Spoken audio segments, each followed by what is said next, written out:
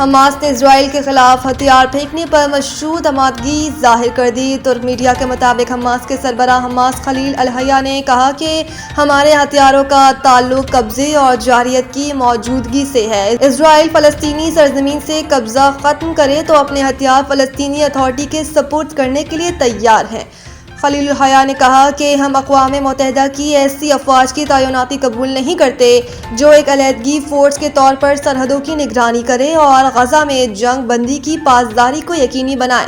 دوسری جانب اسرائیل کی جانب سے غزہ جنگ بندی کی مسلسل خلاف ورزیاں جاری ہیں اور قابض فوج نے تازہ کارروائیوں میں مزید 7 فلسطینیوں کو شہید کر دیا۔ 11 اکتوبر 2025 کو غزہ جنگ بندی معاہدے کے بعد سے اسرائیل اب تک 367 فلسطینیوں کو شہید کر چکا ہے۔ 2 روز قبل اقوام متحدہ کے سیکرٹری جنرل انتونیو گوتریس نے بھی ایک بیان میں کہا تھا کہ شواہد موجود ہیں کہ اسرائیل نے غزہ میں جنگی جرائم کا ارتکاب کیا۔